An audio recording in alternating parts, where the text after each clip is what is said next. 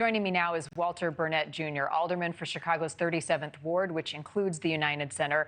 Sir, thank you for your time this morning. I have to imagine you, like so many others, were watching the hearings on Capitol Hill this week, trying to understand and get a more clearer picture as to the lapses in security that happened at the Trump rally in Butler, Pennsylvania, as you get ready and others to host the Democratic convention here in a few weeks.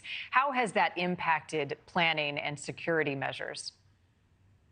So I think that the Secret Service and the Chicago Police Department have been ready to adapt to anything that comes their way. Actually, a lot of our police officers went to the RNC convention to see how that was working out, to study it. I think we're well prepared. I think everything that that can possibly come our way, we've been preparing for. Even with the influx of new migrants that may possibly come, we've already adjusted ourselves to be able to deal with that. I mean, we have checkpoints for buses. If they're not coordinated with us, they can't come in.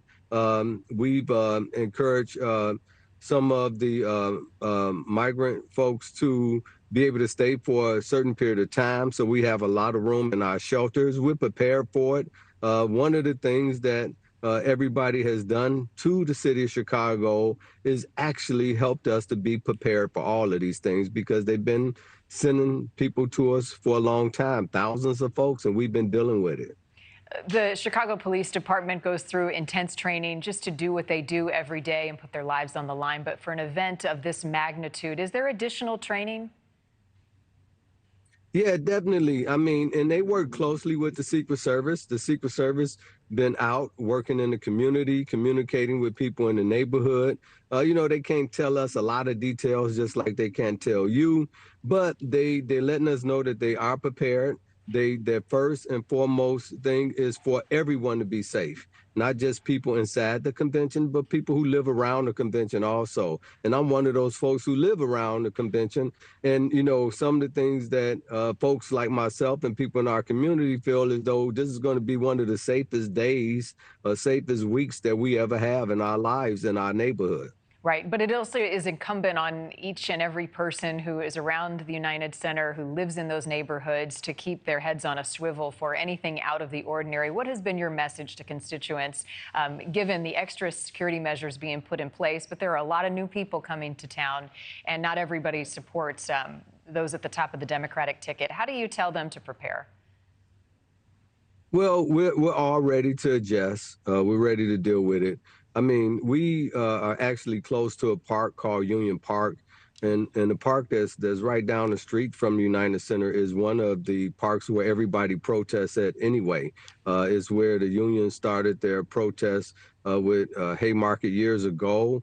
So, we're used to it. I mean, this is nothing new for Chicago. We've been built for these type of things, so we're going to handle it. It's not going to be a problem. On the migrant issue, as you've been stating, and we reported a moment ago, Governor Abbott expected to send some migrants to Chicago. That's already been happening. How many more is the city anticipating? We're not sure, but what has been happening, because we put a border for the buses, so buses can't just come in. When they get off the buses, sometimes they come to Chicago, sometimes they go to other cities. If they do make it into Chicago, we accommodate them. We're very blessed to have great organizations to help us with the migrants, and a lot of charitable people have been helping with them, and we've been accommodating them with places to stay. The governor's been accommodating them with houses through dealing with Catholic charities. So, I mean, we're prepared for it. As I say, our shelters aren't even all the way filled right now. So we're ready to be able to deal with it if it happens, if they get this way. Sometimes they stop at the border and they don't even want to come to Chicago. They end up staying in other cities or getting on a bus or train and going somewhere else throughout the country. A lot of folks want to go to hotter states. Sometimes they end up going back to where they came from.